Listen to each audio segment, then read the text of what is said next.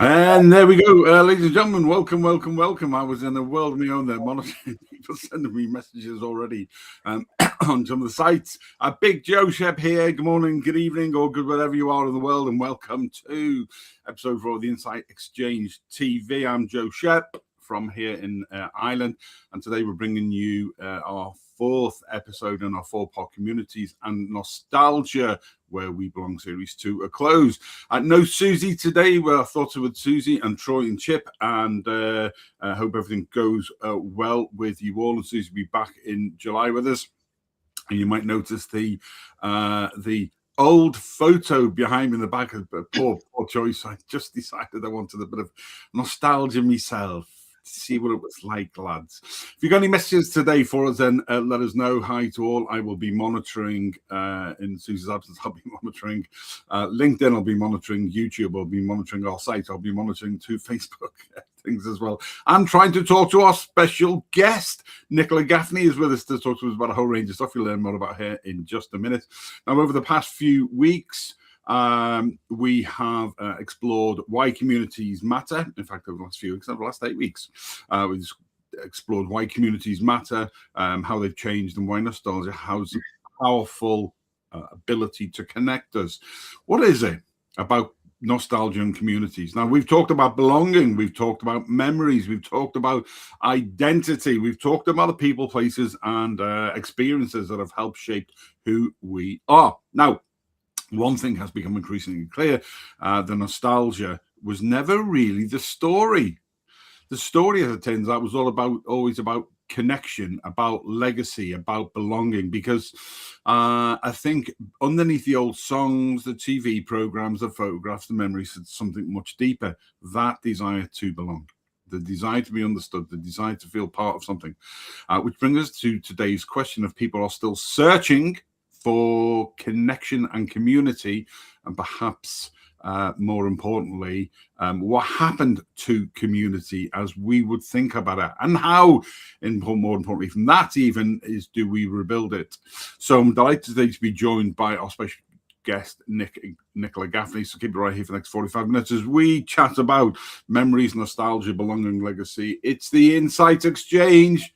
We stream smarter conversations.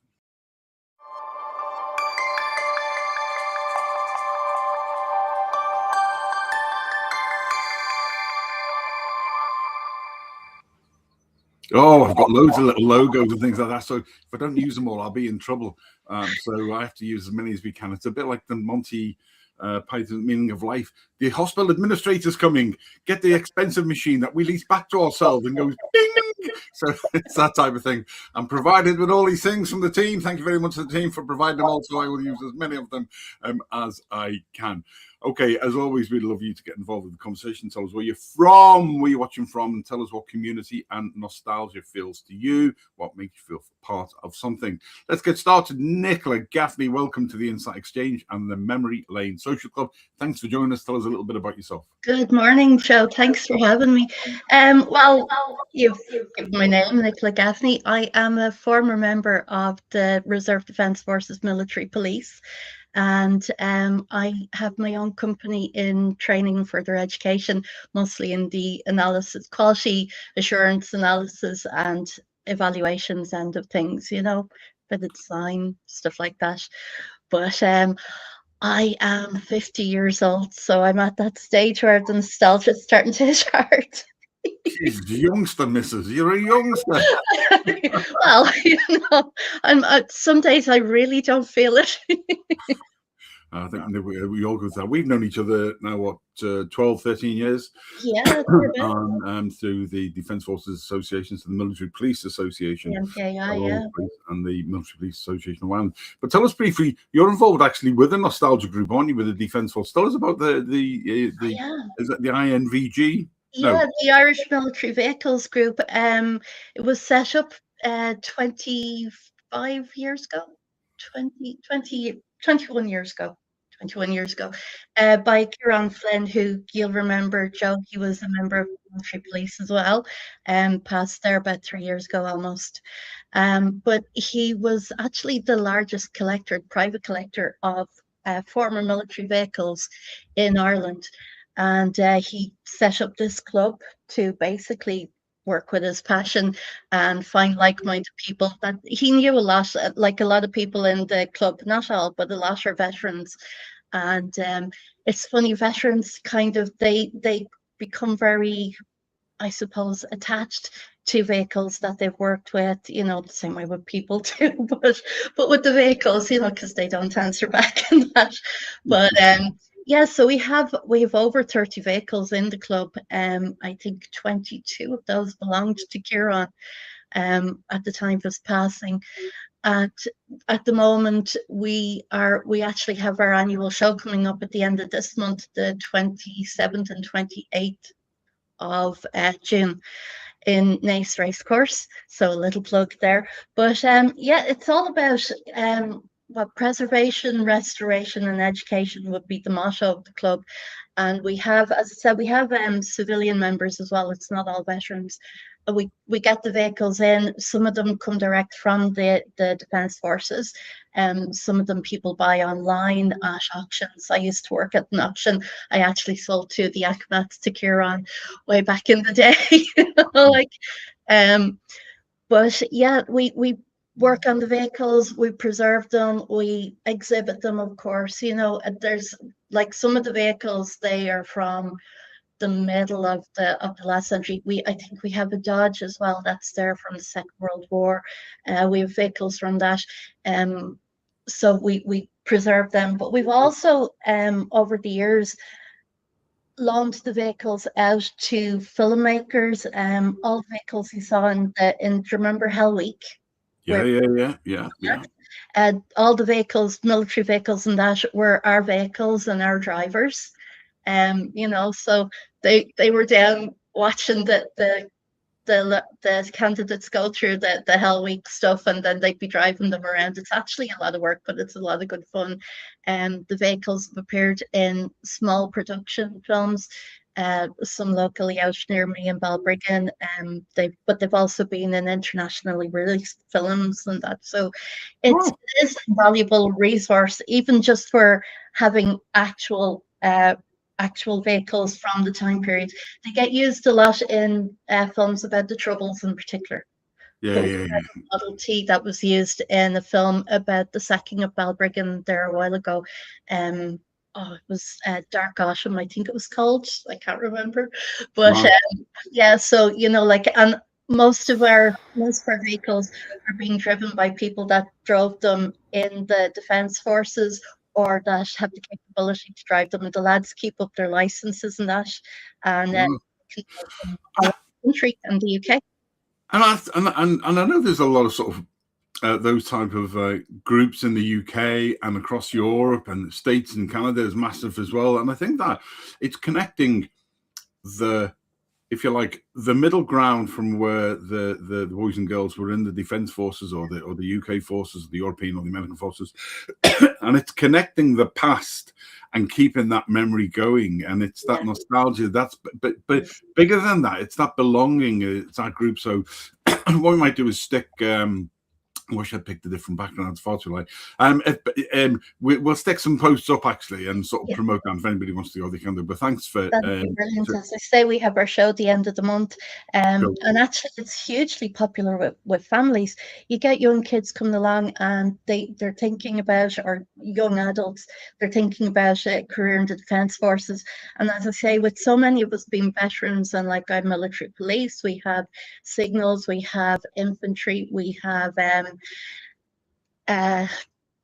S&T, all that sort of thing. Like, we've people from all over, we've Air Corps and everything. So we can always find someone, medics, we can find someone for them to talk to who can give them an idea of what life was like in the Defence Forces. So it's a bit, and then you'll get people come along, it's like, oh my God, I drove that ambulance in Somalia, or I drove that in Chad, or, you know, and it's like, can I have a look inside? Yeah, you know, now, we don't really allow people into the vehicles, but when it's their vehicle, we do. It's kind of like, people forget that we in the Irish Defence Forces here, the forces, have massive amounts of UN capabilities. Right, we need to move on. I'm not sure who this is. I'll find out afterwards. Again, it's a Facebook issue, not a studio issue. So hi all, I found out who you are, but you're welcome to the show. We have got Suzi's on the phone somewhere. Hi all, I'm waiting for the. We wish you well, sweetie. Honestly, Hi, we really Suzi. do. Ros Bundy, Ros, how are you? Good day, good day, good day to you. And I think this is Suzi again down here. I'm watching to make sure you don't play too much. I'm not there. Yeah, she gives me. I've got free brains today. And she'll be you're still being supervised. she'll be giving off to me saying, "Oh, that image is bad." But listen. On a serious point, I'm just going to put that up larger. If anybody can, there's a prize. Big Joe Shep will give you 2 bags of coffee beans, of special coffee beans, if you can tell me where this place is here. So if you recognize where that place is, it was taken in the 70s, then let us know. But right, moving forward, Nicola Gaffney, thanks for joining us again. And thanks for the stuff on the vehicle, the Irish Defence Force vehicles group. We'll stick those up as well. But what does community and nostalgia, Nick, mean to you personally? Oh, personally, I think the meaning of community kind of changes but stays the same, if you know what I mean. I know that sounds a bit weird, but if you think about it, human beings are tribal. We've always had community in some form since we crawled out of the slime, basically. But for me, it's there's different types of community, and I think you find different communities in different areas of your life. So, like, I would have the community with the IMVG, I have community with the ONE, with the MPAI. I'm in a choir, so I have community there. The community I grew up in, that has changed because I grew up in Skerries in North Dublin. And oh God, when I was growing up, now you see this kind of where the nostalgia comes in a bit as well. When I was growing up, Skerries was a village. And I live in Lusk now, and it was an even smaller village, but the populations have exploded, and that does impact the community because the people are still there, but it's like it's diluted. So the initial community changes, it grows. Like on our road, there were so many kids. I think once all the kids grew up, even the community on the road kind of changed. The parents were all aging, the kids were all moving away, so your community changes that way. But no, community, it's kind of where you feel safe to be yourself. I think at the end of the day, it's feeling safe to be yourself. People who know you, good, bad, and indifferent, and they're I won't say they're not going to judge you because they do here in Ireland anyway. Small towns always judge you, but they accept you the way you are. They know you, they've got your back, they're looking out for you. You're safe with these people. And do you think when people say they miss community, what do you think they're really talking about? Is it a feeling? Is it a particular group? Or do you think it can be different for each person? Okay, well, maybe for me, I suppose I miss the feeling. I think maybe it's not so much that the community changes, it's just we change, we grow up, we age out of one community and into establishing communities in our own lives. We go off into different communities, but we always kind of hanker back for the way things were when we were kids, because we were lucky. I grew up in the 70s and the 80s. We had the freedom to be playing outside, and there was always maybe one parent on the road was keeping an eye. All the kids were playing together.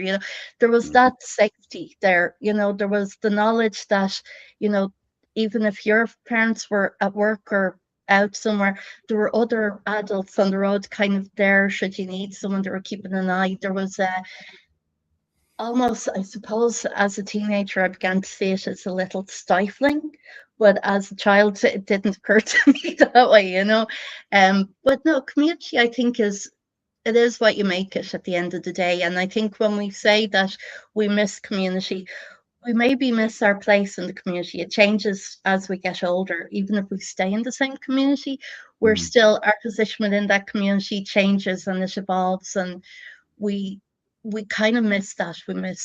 I miss the carefreeness of just being able to spend my days doing whatever and knowing that I'm safe where I am.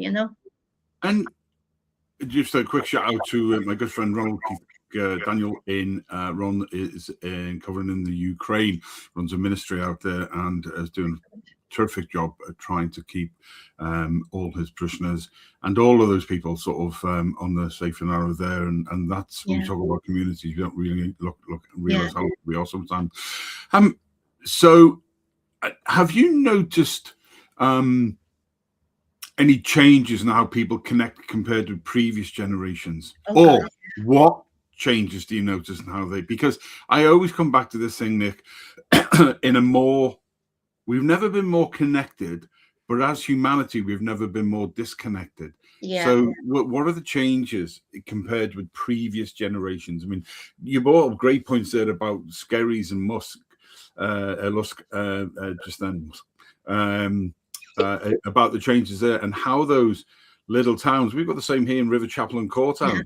I remember Courtown when I was a kid, when we were across here. But now it's effectively two small villages, which has become quite a large connected town with the road connecting the two. So what are those changes that you've noticed compared with previous generations?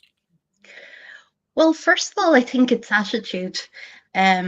First and foremost, people don't communicate the same way they used to. Like when I was growing up, my dad was the guard in Skerries, the village guard. Like, he was also the school attendance officer. I never got to meet, but everybody would say hello to you when you're going down the road. But as new people come into the town, we have an expression out here of blow-ins. Yes. And that can actually be quite a nasty term in ways. Like, I'm still a blow-in because I wasn't born in Skerries. I'm not originally from Skerries. I moved there in 1983 with my parents. So I'll always be a blow-in. And my niece and nephew, even though they were both born there, they're barely, they're kind of making their space, but now they've moved out, so they'll never. But it's in that way, people do they are suspicious of people coming in, like when I was a kid during the summer, there'd be the invasion of the doves and that, like, we're still in Dublin, like, it's that insular at times. But now if you want to look at the way technology is, like you said, it's an oxymoron. Like, we're all connected. Everybody has the ability to speak to anyone, anywhere in the world. But then while we're on our devices, like we have our phones and that, when we're on our devices, we are completely insular, and we may not be speaking to anyone on the phone. We could be playing a game, we could be scrolling social media, and we are completely isolated, And I don't know, like, even if I was at a church service the other day, and there were young people there, and like, they were on the phone until the moment the church service started, and then as soon as the church service was over, they were back on the phone again.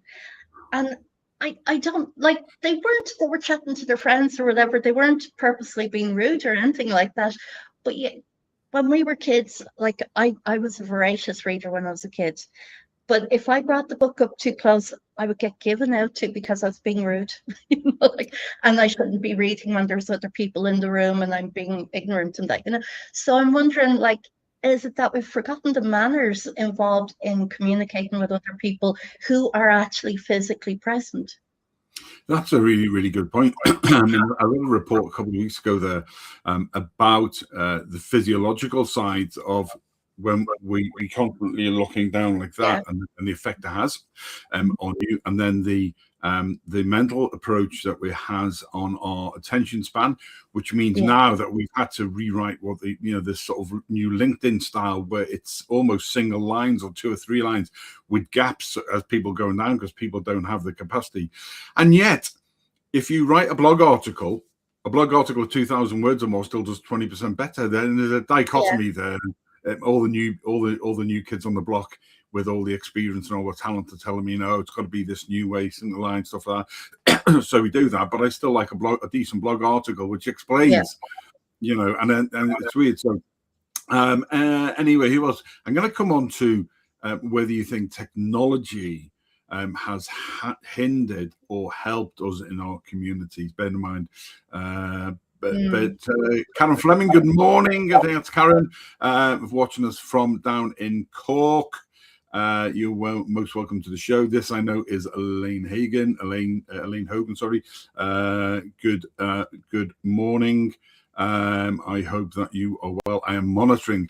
And I've got another message there. In fact, this is Karen Fleming again, who says, I notice in waiting rooms, nobody speaks, goes anymore because they're all stuck on the phones.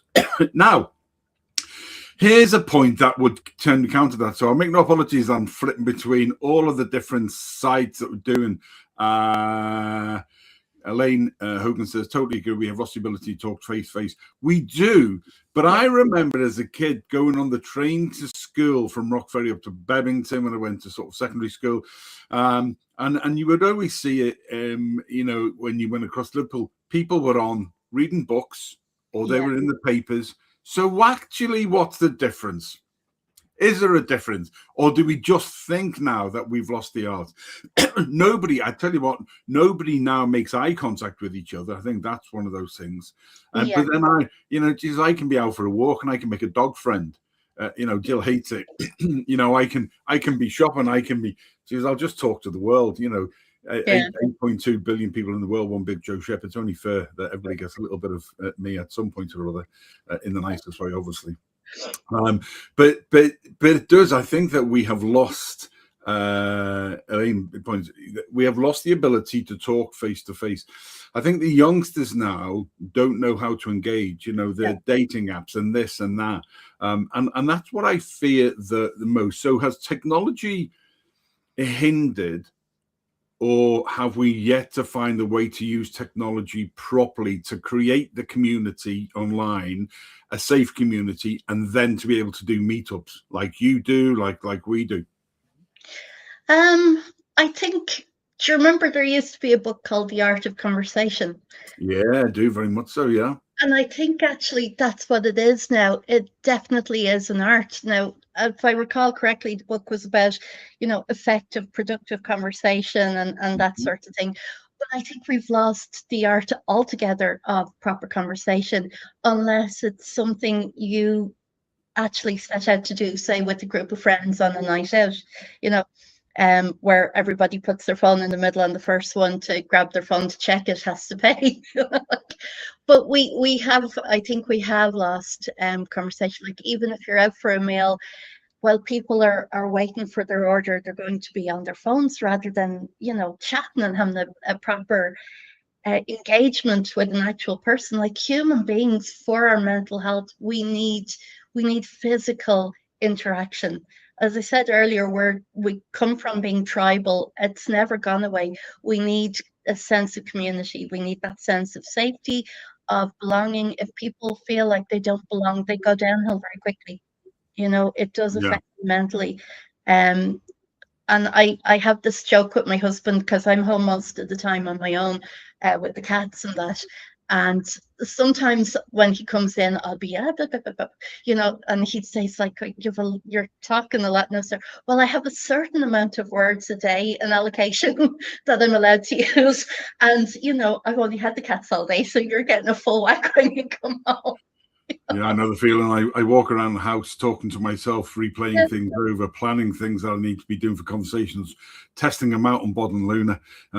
If you were to sort of be recording me, then you'd be thinking I'm absolutely mental. A quick hello there to Kalim Micken 3602, following us on Facebook.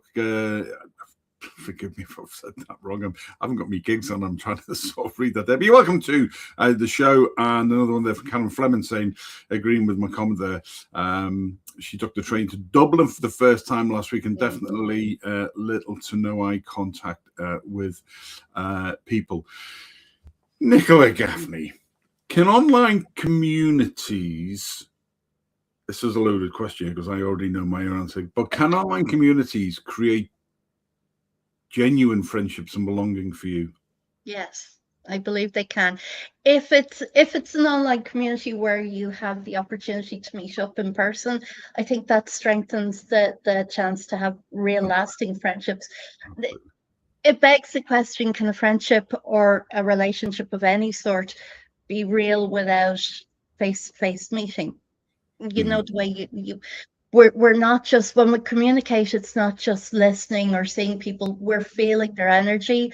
We're kind of, we read people's body language, but we are very much creatures that need to read the energy from other people to understand if that works with us. So I'm in particular, I'm a big believer with energies, and we can talk away great, but if your energy doesn't sit right with mine, or I just don't feel right, it's not going to, I'll be nice to you, but that's it really.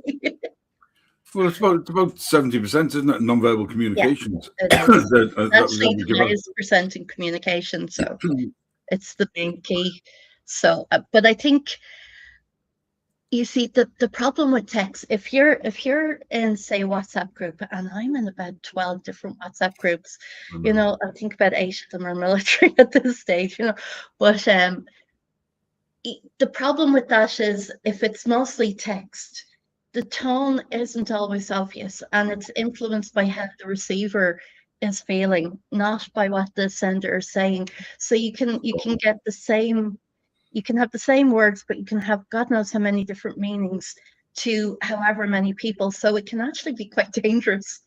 I don't know how many times we've had issues in WhatsApp groups where things have turned into bullying, and some people will say there's bullying, some people won't, and look, it just. Here's a top tip that I've taught 7 people in the last 3 weeks on WhatsApp. Now, if you go down to where your little camera is in the bottom right hand corner and press that, and then the bottom right hand again is a thing called video note. Press that, and you can you can record yourself, and then when you press go, it sends it, and it's a more personalized way to be doing it. And 7 people in the last sort of 3.5 weeks will go, I never knew that was there. So you can do that on WhatsApp. Yeah. And that's a fab way just to send. I tell you what I do when I meet somebody for the first time, if they're connected to a dog charity or business or stuff like that, and they touch base, and I send them a personal message, through voice. If I'm online on Messenger group, obviously you can't do direct video straight to there. But what I'll do is I'll leave them a voice message. Or if it's somebody from a foreign country for the first time, I will transpose a little welcome, great to be connected message to you in their language. All of these things, which just takes a bit of time, but it's a bit of common courtesy. Invariably, you'll get a voice message back and going, brrr, and I only know sort of 2 or 3 words of about 30 languages. And that's about it. So I have to say, whoa, would you stop it? Because people are blown away by it. But we don't do enough of those small things to build a relationship from point one. So I was going to ask the question, but I'm going to ask myself here, to be fair.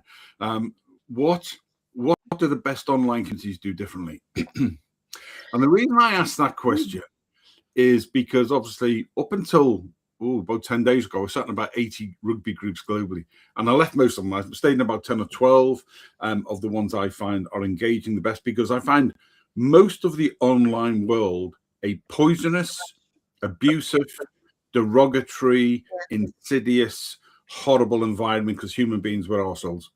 We've never been able to live together. Generically, wars mostly caused by politicians or over religion. Well, let's not get into that, but it's the truth. Down through the generations, you have to look at this wonderful island that we live on, and what was caused and all that. But I left most of those groups because it's just no longer fitted. I've evolved more and moved on, and some of those I just don't want it. And what was worse, and here's an example of the sort of thing that's happening. There's one of the top 3 for me world-class rugby referees is a Scottish girl called Holly Davidson. Brilliant. She's absolutely brilliant. She's very, very, very, very talented as a whole.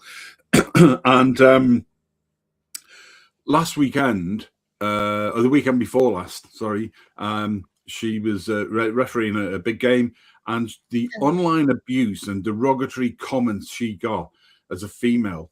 And the reason that it tipped me over the edge was I had between 20 and 30 adverse, derogatory, misogynistic comments, especially in 2 South African groups. Now, people know I've got huge connections in South Africa through rugby, through business with now. But these were from women 20 to 30 derogatory, misogynistic, abusive comments about Holly from a women who've never played the game of rugby, never done anything. So, sisters, what are you doing? What sort of message are you sending to your kids about how to treat other ladies? You know, men, we can just be arses completely. But women at times can be absolutely dreadful to each other as a group. And anyway, so I use that because what do the best online communities do differently? The 10, 12 groups I've stayed in are the ones that, for me, add value. There is the engagement there. Now, again, the problem with online communities is this is why myself and Suzi, we've got the Insight Exchange, which was designed initially to become a 24/7 TV style channel on YouTube and to give other people a chance to tell their stories through video and to have slots on it. That's still the plan.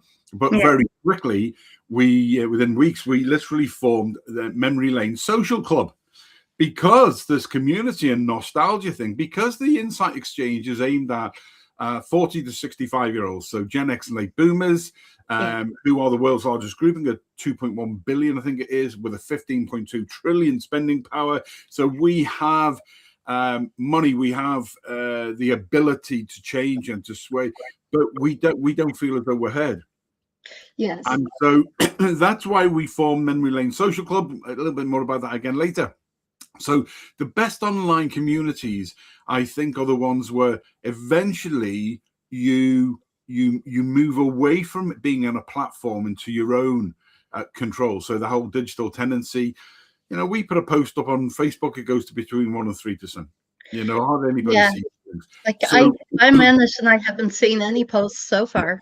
Yeah, absolutely. So even you can go in and set it to favorites or to see all, and you still don't. Yeah, no, because I think I have it set that way, and I'm not getting anything. But like I was telling you, even though I've been following the show, and sometimes I might forget it's a Tuesday or something, but I'll only get a notification maybe Thursday night that the show is on for last Tuesday, you know, and it's across LinkedIn and Facebook. They're both bad for it. Yeah, they are. They've all gone bad now. So this is why we're working with a group who are some of the leaders are based in South Africa, actually, but they run a huge media agency, and they set up their own operating system called For Good OS, and setting a whole pile of legacy, especially around rugby clubs and groups and sports clubs, and legacy for individuals, and building sites. And they've got a methodology called the Redwood Method, which looks at your site and looks at social media and looks at everything and has a 360 approach to looking at you as an individual, your business, your legacy, because we need to capture all these things before it's too late. Because we're talking about, especially for, you know, rugby clubs are going under, sports clubs are going under, people are struggling to do more, and yet we're trying to keep going. So that's all part of a bigger movement that the team are doing. So you'll hear more about the Redwood Method and where it ties in and how we can help people to capture, better tell the story, capture the legacy of what an individual does, what an organization does as we move forward. Again, Suzi, Suze, saying it's so hard to find groups that aren't full of keyboard warriors. 100%. To find a group where people want to be a true community, getting harder and harder. And so therefore, at some point, and I keep going back, we get messages every single day. We can't do it right now. But when we get to a certain point, because it's not the only gig we're doing, we will be setting up a private members group through our own digitally owned automated media ecosystem. And we'll be setting up. So what will happen there? And we will offer the first 100 slots to what we call the Founders 100. They'll set a set amount of money to be an exclusive member of that, the Founders 100, and then they'll never pay again. Everybody else will pay, I think it's a $5. I think we're setting that at a month. It's not about the money. It's about putting the right people in. Yes. And we'd rather have 1,000 people who are engaged.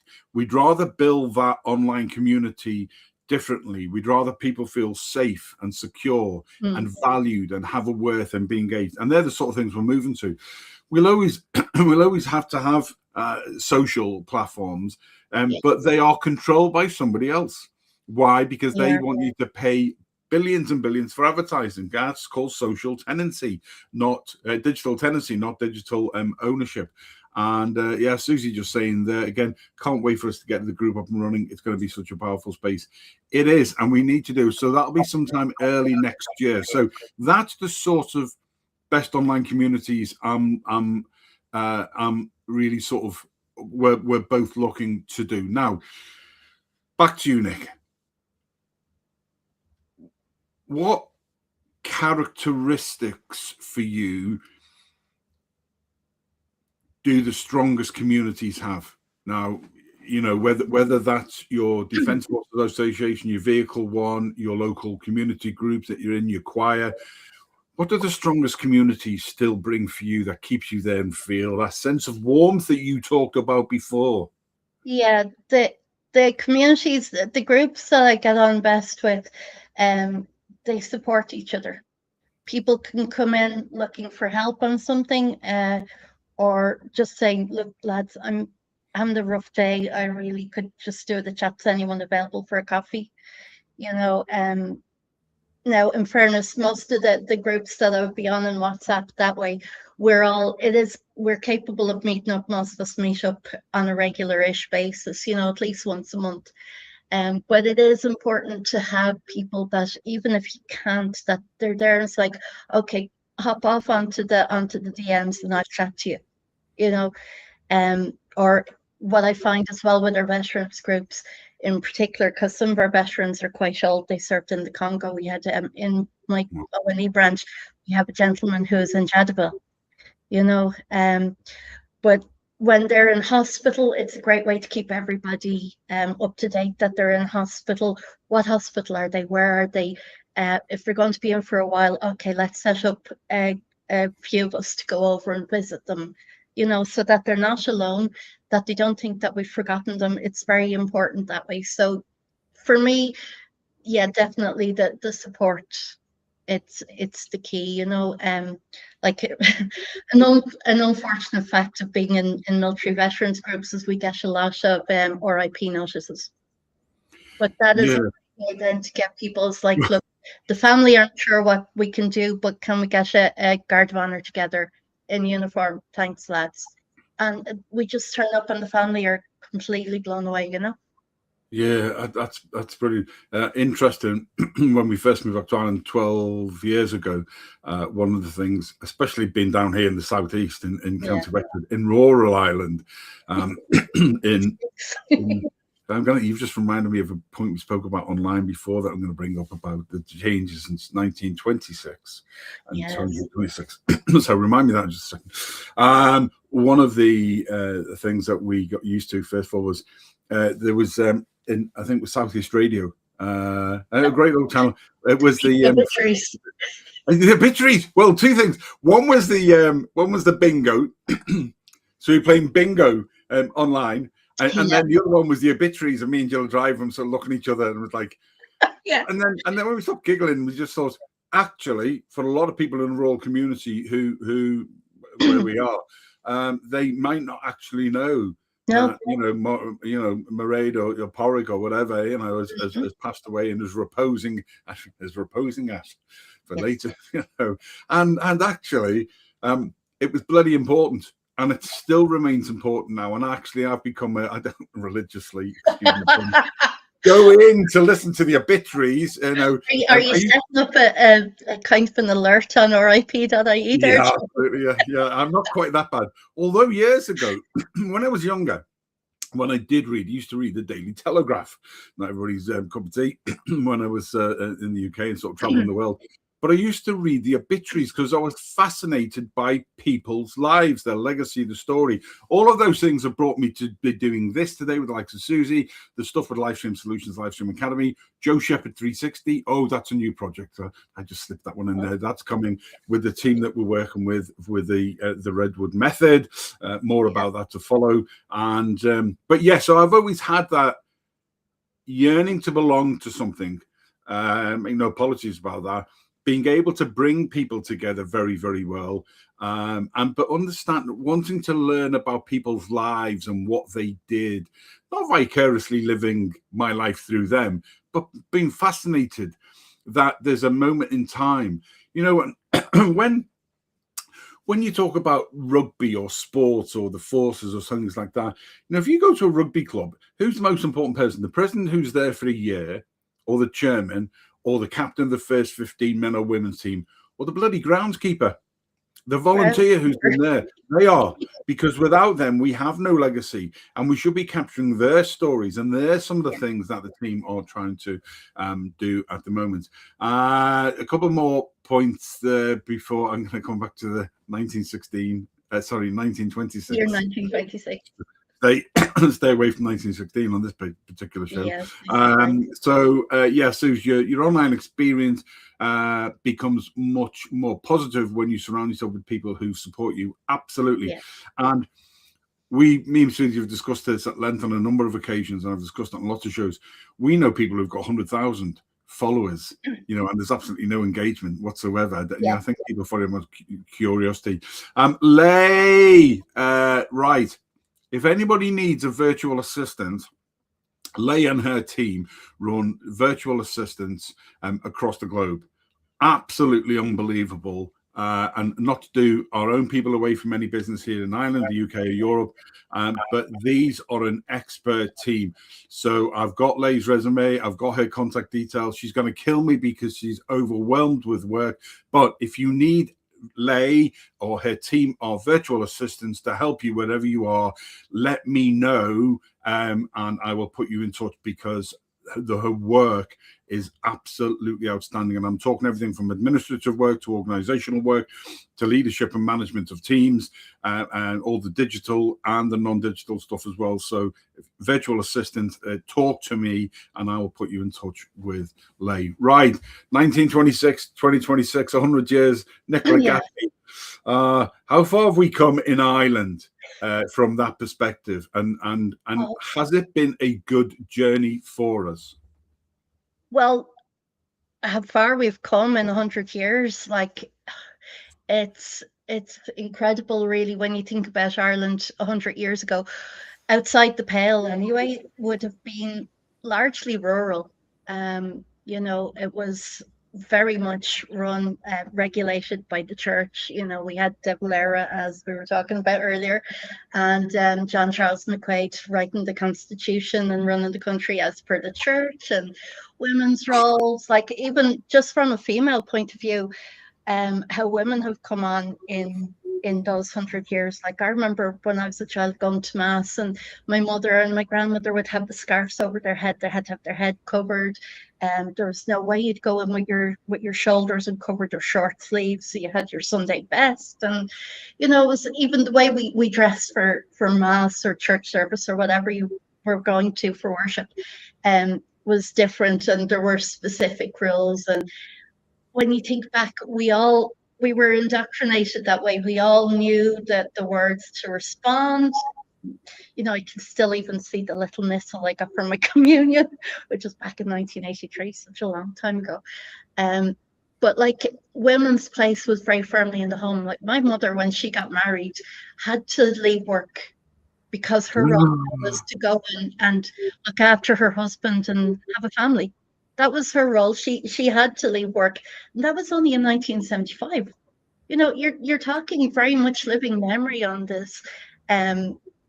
We had, it was just so restrictive for women. But I think, to be fair, it was restrictive for men. Like, I think it put a lot of weight onto men's shoulder that they had to be the provider, whether they were able to or not.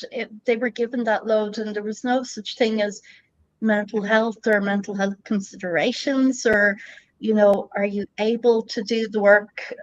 It was your place, it was your role. Now looking back, I think we had happier times, but that might be because I was a child and had less responsibilities and no bills. But no, the way we've gone from being, as I said, a largely rural country to one that's now leading the world technologically. We have a lot of technology companies setting up here, and it's not just because of taxes. It's because we have a very highly trained, highly educated population. So if you're looking at setting up a business, you have your PESEL analysis, and you have political, economical, geographic. I can't think. Technological is one of the others. I can't think of all six at the moment, but these things are here. We are taking children in school and teaching them how to use computers. The Coder Dojo program. Do you remember that starting off? Oh, I do, yeah. That was a great way to get young children into coding without them even realizing that they were learning such an important life skill. Now I can't do anything like that. I have written programs on it, but I've had the materials there and I do the research.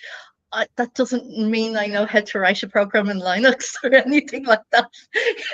I'm writing a program telling people what to do, but it means nothing to me at the same time. But we're investing, we're teaching people languages. Now, I have to say, I lived in England for a couple of years, and they were more advanced in teaching us languages. Like here, it was Irish and English until secondary school. When I went to England, I had started secondary school here, but I was young and I was Irish. So they put me back into middle school, and they put me in the bottom classes for everything because I was Irish and we were stupid. But it was my first time being exposed to languages like French and German. Now I worked myself up in all the classes, so I had the option of taking on German because I had excelled at the French. You weren't allowed to do a second language, or a third language rather, without doing well in the other one first. So I managed that quite well. And then when I came home, I did French at school and German after school because I liked languages and that. But we spent too long focusing on Irish and teaching it the wrong way. Now, having said that, 100 years ago, there were a lot more people spoke Irish. They spoke Askelga.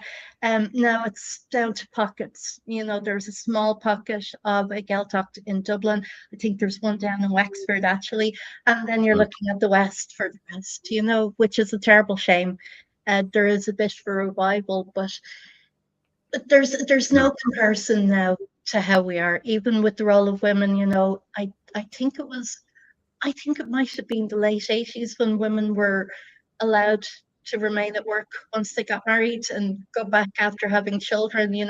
Now we are very lucky in that we have legislation which means you can't be fired for taking maternity leave or getting married or whatever like that.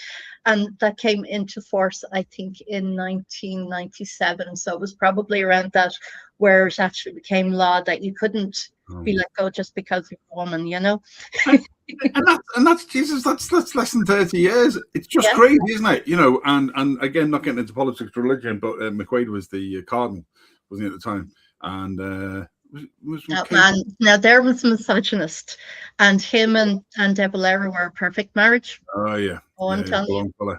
Yeah, and absolutely, and Ireland.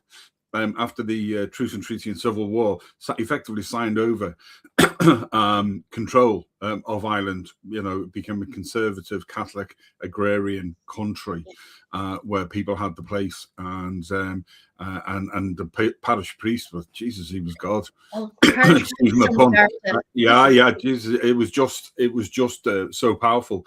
So we have come a long way, but all of those. Again, not getting too deep, but all of those issues with the mother and babies clubs and things like that.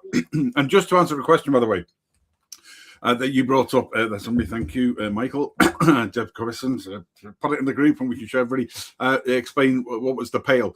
So the Pale is an area around that Nick spoke about before. The Pale, very interestingly, is an area from sort of north of County Dublin round to the west and around the south. And it dates back into the days when it was freaking lawless over here.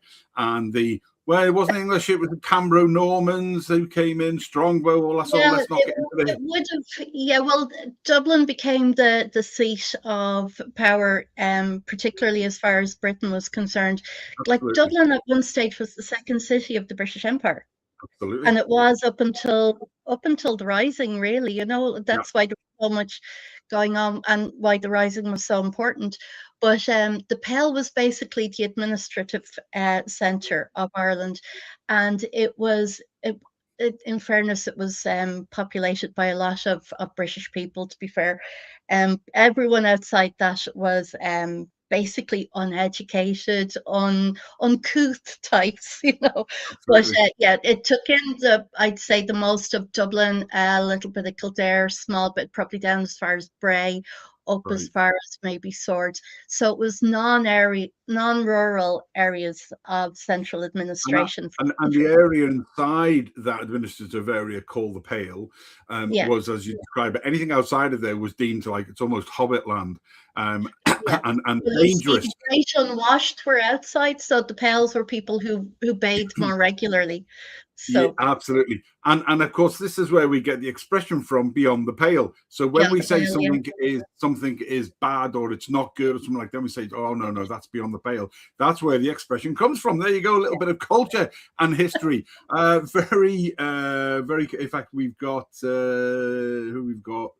Suzi is, because I'm going to ask you about story, humour and shared experiences, what role that plays. So do you find that people that don't live in Ireland or the UK know how far the country has come, or do you think that it was still like it was back in the 80s? Great question. Do you think people outside of the island of Ireland still think, especially in the south, the Irish state, do you think that people's perceptions, bear in mind what you said about technology, and that tends to be in sort of the big cities, Dublin, etc., Limerick, Cork, do you think people's perceptions that Ireland is still a sort of a backward place, the thick Mick type thing? Yeah, oh God, yes. Yeah, particularly in the US, they think we're still living back in the famine times, to be honest with you. Yeah. Some of them know, but you'd see a lot of them online, and they're almost shocked we have like electricity. I have actually had people say, it's like, how long have you guys had electricity? And it's like, at least a few weeks. It's grand, we're getting used to it, because you just get fed up. It's like, oh my God. But no, the perception of Ireland is still the thick Mick, much as I hate to say it really is. And I think in a little way that suits us. Like in sport, we like to be the underdog. We like to be underestimated. We do well when people don't have expectations of us, because one, we have the opportunity to surprise them, and two, if it doesn't work well, they didn't expect anything anyway. So we're kind of playing both sides here. I think Suzi's just started in there, the US. Yes. Think that they still have dirt roads and kangaroos jumping down the main street with Brisbane. Well, Brizzy made off. Do you not? I thought it was a bit like having sort of cows lawfully going down to the beaches of India. I thought kangaroos were positively in fairness, on the beaches. If you're driving up the M5 or the M1 on a Friday evening about 5 o'clock, you will see the cows being drove over on the crossroads, because it was farmer land and the cows still have their natural way home. So that doesn't help. But then there's like when I was a kid, I used to get loads of Americans and scaries at the holidays, and they'd be there. It's like, oh my God, a quaint little Irish girl, and you're there thinking, do you know what quaint means? But again, it's the whole perception. I mean, if you go back, hundreds, thousands of years, with the land of saints and scholars for a reason, we were advanced. If you ever anybody who wants to be informed, come across and go to the Epic Centre in Dublin. Is very, very good. Go and have a look at the Book of Kells and look when that was written. And all of those type of things that we did. Unfortunately, in this country, we've done away with some of the things that we've built on historic sites from the Vikings and stuff like that, which is immoral. But we won't get into that. But if you go back, it suited certain people in across the water there who wanted to come into Ireland to portray the Irish as being these. You'll see pictures of them hunched over, these big hats, dark green eyes, and portraying people like that. That back in the day, we were all eating each other. And they were also found as monkeys. Don't forget, in absolutely, newspapers from only 100 years ago. Well, if you look, all of those images were given those it aided that perception. But if you go back, the first ever book that was written on Ireland was a book called Topography of Ireland by Geraldus Cambrensis, Gerald of Wales, and again, Gerald Leonard Scholar, it was brought in and to portray that, so then people could come in and save what was then the sort of the Celtic, the Irish people from themselves as it was. Anyway, an interesting point on that. The Irish were originally called the Scotus, which means scholars. Now, I know most people think that that means Scotland and that, and it did translate to that eventually. But the Irish set out and actually taught, they brought wisdom and knowledge to the British Isles and to North America, and that they got to North America a long time before Columbus, as did the Vikings. But they were actually teaching people to read and write, including the British. But they, for some reason, as soon as they were able to, the British in particular turned that on them and say, oh, we're better than you, which then leads to all the fractiousness between the two countries when we're, geographically, we're the British Isles, which does not go down well really here, but we are.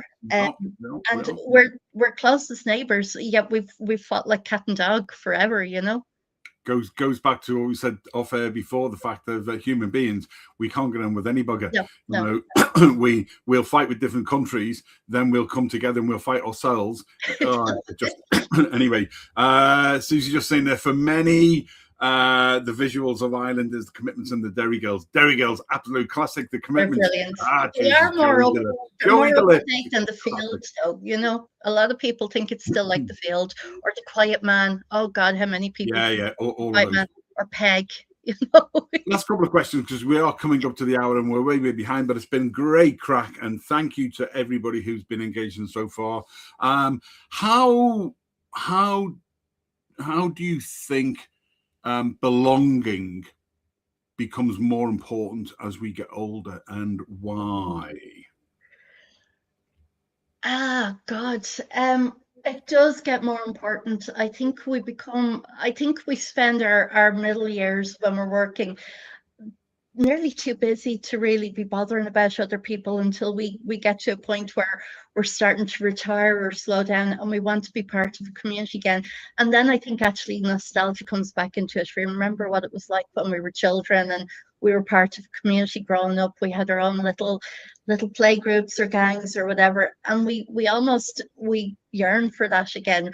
We belonged when we were younger. We want to belong when we're older. The middle years, we're too busy running around trying to, achieve the next promotion in work, get the next pay rise, buy the nice house, the nice car, the nice holidays, marry the person, and have a lovely family. We're focusing on all that too much to worry about what goes outside our own insular little bubbles. But at the beginning and later then in life, that's when community, I think, matters to us more. But if we slow down and we take a step back, we realize, even at this stage now and the middle years, that community is something that we want to be part of. If we have the time to think about it, we realize that we have that need to belong. It's intrinsic in our DNA or whatever, but it's a powerful driver when we listen to what we're actually thinking ourselves and not cutting ourselves off. Very good. What challenges, Nick, do you think people face when trying to find new friendship connections later in life? Oh, I think people are very self-conscious nowadays in particular. I think, you see, if we're online, and all of us are online nowadays, we're used to, I think, if you put your head up, you're likely to get a shot off. There's always some keyboard warrior somewhere, no matter how reasonable your point of view is, they're going to argue with you.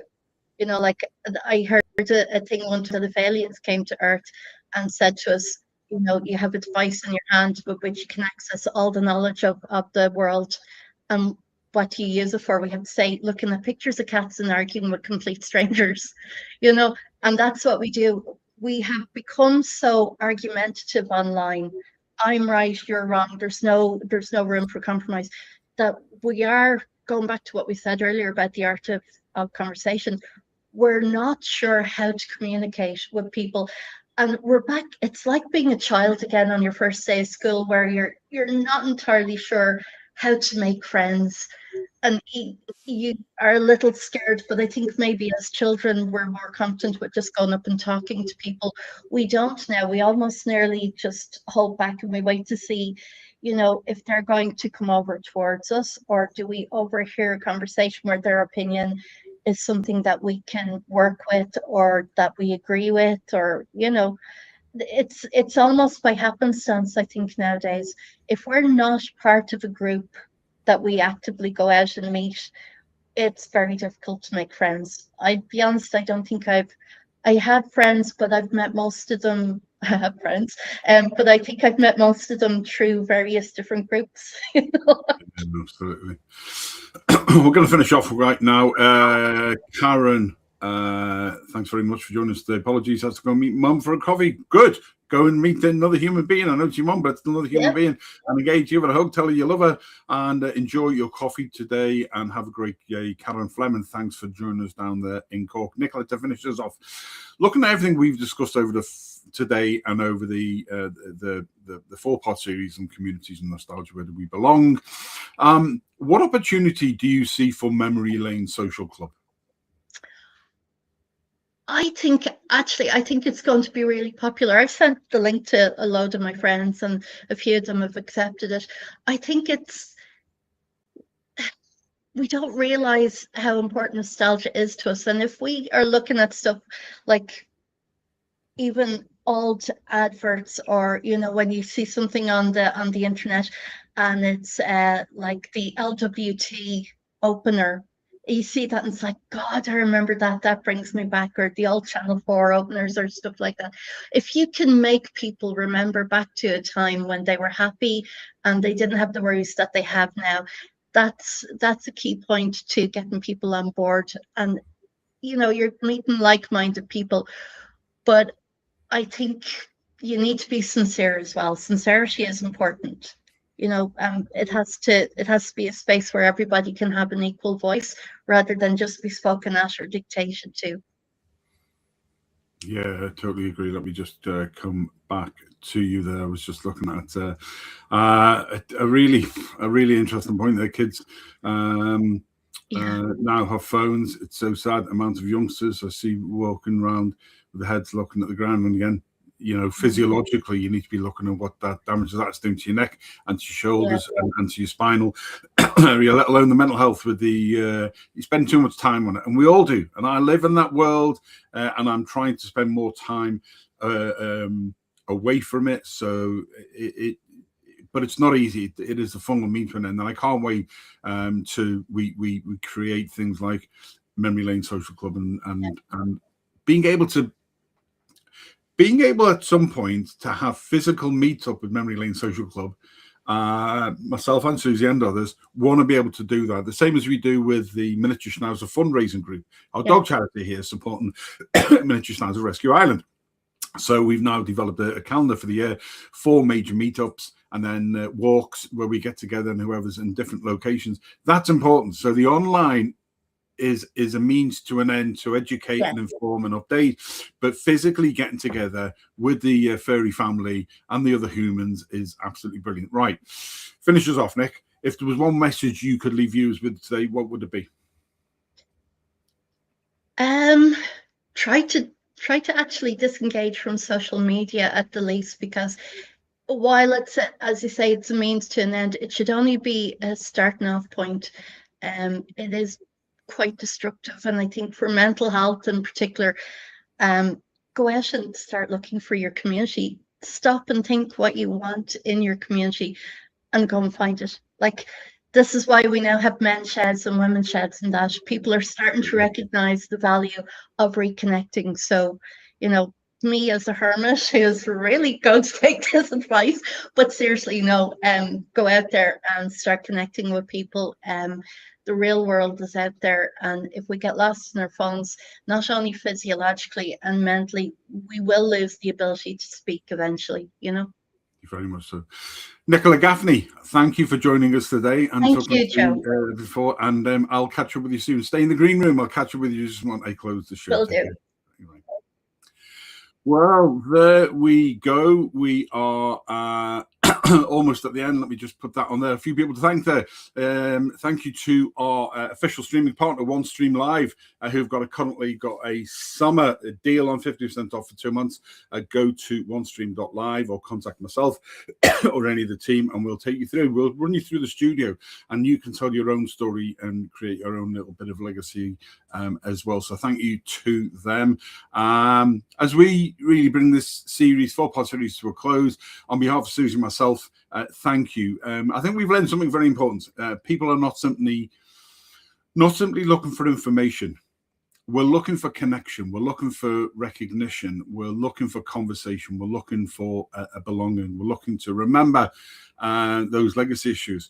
Over the 4 episodes, I think it's fair to say, we've talked about community, nostalgia, memories, and identity.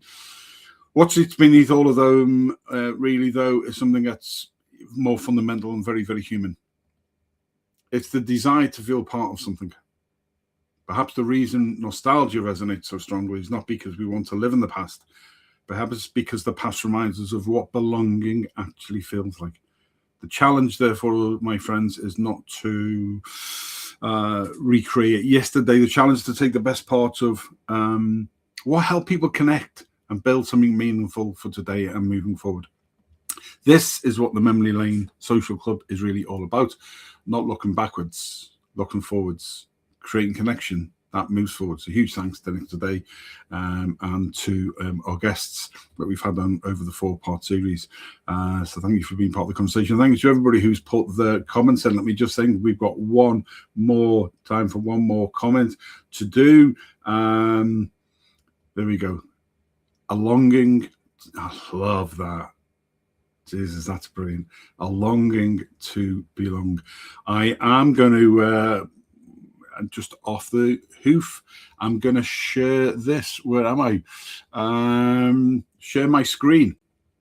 And share my screen. And I will, there we go. Screen share. One of the things about being on your own is this is the Memory Lane Social Club.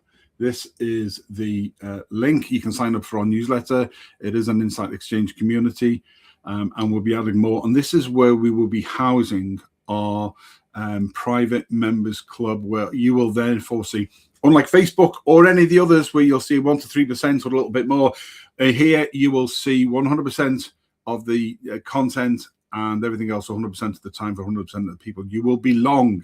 It is a safe environment. Suzi's just building at the moment, about to be reviewed. There we go. The generation that lived both worlds, moving from analog memories to digital connection and then back into the physical form.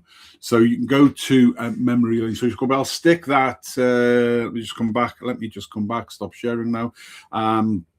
I will stick that link up, and people can go and sign up to our newsletter, which will be starting. Suzi got the total control of this. I think it may be the end of July, if not beginning of August. We'll be starting off a first newsletter, so we'll put the link up there. So again, thank you to everybody who's watched, commented, shared stories, and joined us throughout the 4-part series and online. Go to Memory Lane Social Club and go to our YouTube channel, the Insight Exchange, and subscribe for all the latest updates in there as well. Now, if today might be the final part of the 4-part series, but it certainly isn't the end of the conversation. If today's discussion and the last 2 months, the 4 episodes, have resonated with you, then subscribe. Come and talk to us. Tell us what you'd like to see. If you want to come and talk about something that is important to you, do so. Most importantly, tell us what comes next. We are 100% open to people being part of the community. We are looking actually now for 2 new admins and moderators to join the page to help us that, because we are getting so busy with things. So leave your thought in your comments, and if you want to sort of join us as an admin or moderator, let us know. Your ideas will help shape the future of our Collective Memory Lane Social Club. In July, we return to a twice monthly set of live shows, firstly looking at a topic of our lives that we feel passionately about, i.e. streaming smarter conversations around that and the Insight Exchange. And the second live will all be around the Memory Lane Social Club issues that you are asking for. You've requested it, so you've got it. Until next time, please look after yourselves, look after each other. Keep sharing your stories. Keep building your connections. And remember, belonging to belong. Belonging never goes out of fashion, but we'll see you the next time on the Insight Exchange with myself, Joe Shep, and Suzi Manley. Take care.